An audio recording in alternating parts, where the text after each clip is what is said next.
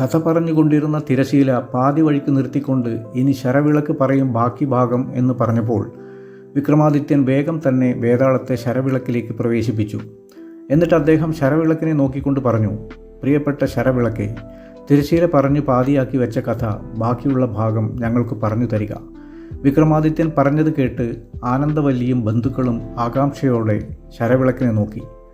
അവർക്ക് അത്ഭുതമുണ്ടാക്കിക്കൊണ്ട് ശരവിളക്ക് സംസാരിക്കാൻ തുടങ്ങി. ദേവകന്യകൾ ആഴ്ചയിലൊരിക്കൽ ഭാസ്കരവർമ്മനെ കൊണ്ട് വരാറുണ്ടായിരുന്നല്ലോ.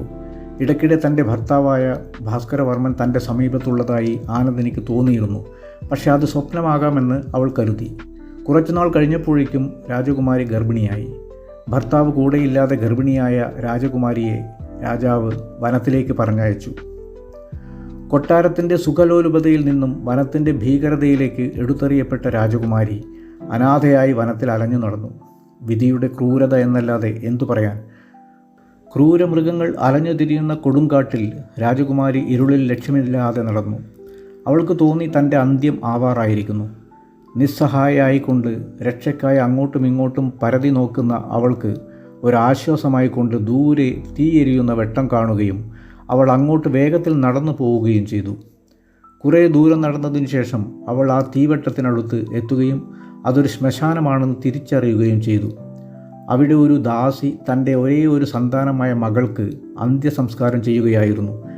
ആനന്ദിനിയെ കണ്ടപ്പോൾ ആ ദാസിക്ക് സ്വന്തം മകൾ തിരികെ വന്ന അനുഭൂതിയായിരുന്നു.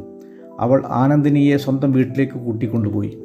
പിന്നീട് ആനന്ദിനി ദാസിയുടെ വീട്ടിലൊരു ആൺകുഞ്ഞിന് ജന്മം കൊടുത്തു. എന്നാൽ ദാസിക്ക് പെൺകുട്ടികളെ മാത്രമേ ഇഷ്ടമുള്ളൂ.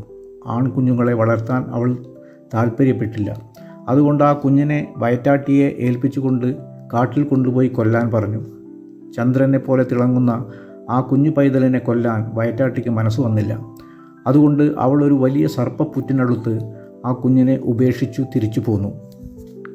ജനിച്ചയുടനെ കുഞ്ഞ് മരിച്ചുപോയെന്നാണ് ദാസി ആനന്ദിനിയോട് പറഞ്ഞത്. അത് കേട്ട് അവൾ അതീവ ദുഃഖിതയായി. അതും പറഞ്ഞുകൊണ്ട് ശരവിളക്ക് കഥ പറയൽ നിർത്തി. കഥ മുഴുവൻ പറയാത്തതിന് സന്താനവല്ലി പരിഭവം കാട്ടി. എനിക്ക് ഇതിലപ്പുറം അറിയില്ല, ശരവിളക്ക് പറഞ്ഞു. ബാക്കി കഥ ആ തലയിണ പറയും. സന്താനവല്ലി ചാരിയിരുന്ന തലയിണയെ ഉദ്ദേശിച്ചാണ് ശരവിളക്ക് പറഞ്ഞത്. ഉടനെ തന്നെ സന്താനവല്ലി ഞെട്ടി എഴുന്നേറ്റു. തലയിണയും സംസാരിക്കുമോ? വല്ലാത്ത അത്ഭുതം തന്നെ. ഇതിനിടെ വേതാളം തലയിണയിൽ പ്രവേശിച്ചു കഴിഞ്ഞിരുന്നു. തലയിണ പറയാൻ ആരംഭിച്ചു.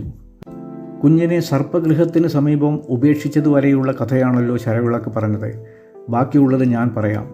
ആ സർപ്പപ്പുറ്റിനടുത്ത് ഒരു ദേവീക്ഷേത്രമുണ്ടായിരുന്നു. അച്ഛനായ ഭാസ്കരവർമ്മനും അദ്ദേഹത്തിൻ്റെ കുടുംബവും സർപ്പങ്ങളെ ആരാധിക്കുന്നവരായിരുന്നു. കഴിഞ്ഞ 120 തലമുറകളായി അവർ സർപ്പങ്ങൾക്ക് വിധിപ്രകാരം 100 പാലും നൽകുന്നവരായിരുന്നു. അതുകൊണ്ട് സർപ്പങ്ങളുടെ അനുഗ്രഹം ആ കുടുംബത്തിന് മേൽ എന്നും ഉണ്ടായിരുന്നു. സർപ്പങ്ങൾ ആ കുഞ്ഞിനെ രാത്രി മുഴുവൻ സംരക്ഷിക്കുകയും നേരം പുലർന്നു കഴിഞ്ഞപ്പോൾ ആ കുഞ്ഞിനെ ക്ഷേത്രനടയിൽ എത്തിക്കുകയും ചെയ്തു. ഭാസ്കരവർമ്മൻ്റെ പിതാവ് ചന്ദ്രഗുപ്ത രാജാവ് എന്നും വെളുപ്പിന് ആ ക്ഷേത്രം സന്ദർശിച്ചിരുന്നു. അന്ന് സന്ദർശനത്തിന് വന്നപ്പോൾ തേജോമയനായ ഒരു പൈതലിനെ കാണുകയും തൻ്റെ മകൻ ഭാസ്കരവർമ്മനെ ഓർമ്മ വരികയും ചെയ്തു. ഭാസ്കരവർമ്മൻ്റെ അതേ മുഖം, ആ തേജസ് അങ്ങനെ തന്നെ ഈ കുഞ്ഞിനും ലഭിച്ചിരിക്കുന്നു. അദ്ദേഹം അത്ഭുതത്തോടെ ആ കുഞ്ഞിനെ നോക്കി. അവന് ജയരാമൻ എന്ന പേര് വച്ചു. ജയരാമൻ ചന്ദ്രഗുപ്തൻ്റെ ശിക്ഷണത്തിൽ വളർന്നു. ഭാസ്കരവർമ്മനെ പോലെ തന്നെ എല്ലാവിധ സൗകര്യങ്ങളോടെ അവൻ വളർന്നു. ഒരു നാൾ നഗരത്തിൽ ഉത്സവം നടക്കുമ്പോൾ ജയരാമൻ യുവരാജാവിൻ്റെ വേഷത്തിൽ രഥത്തിലേറി ഉത്സവ സ്ഥലത്തിലെത്തി. ആ ജനക്കൂട്ടത്തിൽ ഉത്സവം കാണാൻ ആനന്ദിനിയും ഉണ്ടായിരുന്നു. രഥത്തിൽ നാട് ചുറ്റാൻ ഇറങ്ങിയ ജയരാമനെ കണ്ടപ്പോൾ ആനന്ദിനി അത് തൻ്റെ ഭർത്താവായ ഭാസ്കരവർമ്മനാണോ എന്ന് സംശയിച്ചു പോയി. പക്ഷേ ഇതൊരു യുവാവാണ്. ഭാസ്കരവർമ്മൻ ഇപ്പോൾ മധ്യപ്രായം കഴിഞ്ഞിരിക്കും. പരപുരുഷനെ ഇങ്ങനെ ശ്രദ്ധിച്ചു നോക്കിയതിൽ അവൾക്ക് കുണ്ഠിതം തോന്നി. രഥത്തിൽ ഇരുന്നു കൊണ്ട് ജയരാമനും ആനന്ദിനിയെ കണ്ടു. വല്ലാത്തൊരടുപ്പം തോന്നിക്കുന്ന സുന്ദരിയായ ഈ സ്ത്രീ ആരാണെന്ന് പിന്നീട് ജയരാമൻ അന്വേഷിച്ചു. ദൂരെ കുന്നിൻ ചെരുവിൽ ഉള്ള ഒരു ദാസിയുടെ വീട്ടിൽ കുറേ വർഷങ്ങളായി താമസിക്കുന്ന ഒരു സ്ത്രീയാണ് എന്നല്ലാതെ മറ്റൊരറിവും അവരെക്കുറിച്ച് ലഭിച്ചില്ല.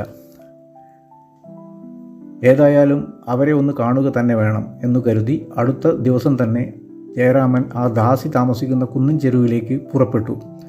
കുന്നിൻ ചെരുവിലൂടെയുള്ള ഒറ്റയടി പാതയിലൂടെ നടക്കുമ്പോൾ പാതയിൽ കിടന്നിരുന്ന ഒരു പശുക്കുട്ടിയുടെ വാലിൽ അറിയാതെ ഒന്ന് ചവിട്ടിപ്പോയപ്പോൾ പശുക്കുട്ടി ഉറക്കെ കരഞ്ഞു. തൻ്റെ വാലിൽ ആരോ ചവിട്ടി എന്ന് വിലപിച്ചുകൊണ്ട് അമ്മ പശുവിനോട് പരാതിപ്പെട്ടു. അമ്മ പശു കുഞ്ഞിനെ സമാധാനിപ്പിച്ചുകൊണ്ട് പറഞ്ഞു, സാരമില്ല കുഞ്ഞെ, സ്വന്തം മാതാവിനെ തിരിച്ചറിയാത്തവനാണ് അവൻ എന്തും ചെയ്യും. ഈ സംഭാഷണം കേട്ട ജയരാമൻ അത്ഭുതത്തോടെ ചിന്തിച്ചു, ഈ പശു എന്താണ് പറയുന്നത്? എന്താണ് അതിൻ്റെ അർത്ഥം? ചിന്തിച്ചുകൊണ്ട് ജയരാമൻ വീണ്ടും നടന്നു.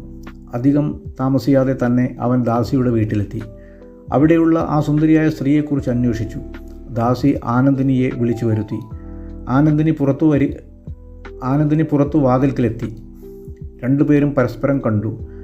ആനന്ദിനിയുടെ മനസ്സിൽ എന്തെന്നില്ലാത്ത മമത നിറഞ്ഞു. ജയരാമൻ്റെ മനസ്സിൽ ആ പശു പറഞ്ഞ വാക്കുകൾ വീണ്ടും വീണ്ടും മുഴങ്ങി. സ്വന്തം മാതാവിനെ തിരിച്ചറിയാത്തവനാണ് അവൻ. ദാസിയോട് ചോദിച്ചു, ഈ സ്ത്രീ ആരാണ്? ദാസി ഒന്നേ പറഞ്ഞുള്ളൂ, ഇവൾക്കൊരു മകൻ പിറന്നിരുന്നു. അവൻ ജനിച്ച ഉടനെ മരിച്ചുപോയി. ബാക്കിയൊന്നും എനിക്കറിയില്ല. ആനന്ദിനിയും അതുവരെ ഇല്ലാതിരുന്ന ഒരു സങ്കടത്തിലാണ്ടുപോയി. അവൾ തൻ്റെ പൂർവ്വകാലം ആരോടും പറയാൻ ആഗ്രഹിച്ചിരുന്നില്ല. കണ്ണീരൊഴുക്കിക്കൊണ്ട് അവൾ വീണ്ടും ജയരാമനെ നോക്കി. പിന്നെ തിരികെ നടന്ന് വീട്ടിനുള്ളിലേക്ക് കയറിപ്പോയി. ജയരാമൻ വേഗത്തിൽ കൊട്ടാരത്തിൽ തിരിച്ചെത്തി. വളർത്തച്ഛൻ ചന്ദ്രഗുപ്ത രാജാവിനോട് എല്ലാ കാര്യങ്ങളും പറഞ്ഞു. രാജാവ് വേഗം തന്നെ ദാസിയെയും ആനന്ദിനിയെയും കൊട്ടാരത്തിലേക്ക് വിളിച്ചു വരുത്തി. നടന്ന സംഭവങ്ങൾ ഓരോന്നായി ആനന്ദിനി രാജാവിനോട് പറഞ്ഞു. എല്ലാം കേട്ടപ്പോൾ ആ വയറ്റാട്ടിയെയും വിളിച്ചു കൊണ്ടുവരുവാൻ രാജാവ് സേവകരെ പറഞ്ഞയച്ചു.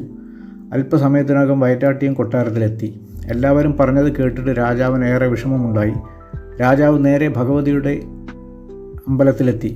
ദേവിയുടെ മുമ്പിൽ തൻ്റെ സങ്കടങ്ങളൊന്നൊന്നായി പറഞ്ഞു. ആ സമയം ദേവിയുടെ അരുളപ്പാടുണ്ടായി. അല്ലയോ രാജൻ, താങ്കളുടെ മുന്നിലെത്തിയത് താങ്കൾ നാടുകടത്തിയ പുത്രഭാര്യ തന്നെയാണ്. അവൾ ഒരു തരത്തിലുള്ള തെറ്റും ചെയ്തവളല്ല. ദേവസ്ത്രീകൾ തങ്ങളുടെ ആഗ്രഹപൂർത്തിക്കായി ഭാസ്കരവർമ്മനെ തട്ടിക്കൊണ്ടുപോയതാണ്. ആഴ്ചയിലൊരിക്കൽ ഭാസ്കരവർമ്മനെ അവർ ചന്ദ്രഗിരിയിലെ മാളികയിൽ കൊണ്ടുവരാറുണ്ടായിരുന്നു. ഈ വിവരം ആനന്ദിനിയോ ഭാസ്കരവർമ്മനോ അറിഞ്ഞിരുന്നില്ല. ജയരാമൻ ഭാസ്കരവർമ്മൻ്റെ മകനാണ്. താൻ അറിയാതെ ചെയ്ത എല്ലാ തെറ്റുകൾക്കും രാജാവ് ഭഗവതിയോട് ക്ഷമ ചോദിച്ചു. അദ്ദേഹം ആനന്ദിനിയെ കൊട്ടാരത്തിൽ സ്വീകരിച്ചു. അവളെ രക്ഷിച്ച ദാസിക്കും കുഞ്ഞിനെ കൊല്ലാതിരുന്ന വയറ്റാട്ടിക്കും ഒരുപാട് സമ്മാനങ്ങൾ കൊടുത്തു. ഭഗവതിയുടെ അനുഗ്രഹത്തിൽ ദേവസ്ത്രീകളിൽ നിന്നും വിടുതൽ നേടി ഭാസ്കരവർമ്മൻ മടങ്ങിയെത്തി. പിന്നീട് ദീർഘകാലം അവർ സന്തോഷത്തോടെ ജീവിച്ചു. തലയണയുടെ കഥ അവിടെ പൂർണ്ണമായി. സന്താനവല്ലിയും കൂട്ടരും കഥയിൽ ലയിച്ചിരിക്കുകയായിരുന്നു. ഉപസംഹാരം ആയിക്കൊണ്ട് തലയിണ ഇത്രയും പറഞ്ഞു: വിക്രമാദിത്യ രാജാവേ, അങ്ങ് പറഞ്ഞതുകൊണ്ട് മാത്രമാണ് ഞാൻ ഈ കഥ പറഞ്ഞത്. അങ്ങയുടെ ആജ്ഞ തിരസ്കരിക്കാൻ ആർക്കും കഴിയില്ലല്ലോ. വിക്രമാദിത്യ രാജാവ് എന്ന നാമം കേട്ടതോടെ ആനന്ദവല്ലി എഴുന്നേറ്റ് നിന്ന് കൈകൂപ്പി. അവൾക്ക് വിശ്വസിക്കാൻ കഴിഞ്ഞില്ല. താൻ വരിച്ചത് വിക്രമാദിത്യ രാജാവിനെ തന്നെയോ?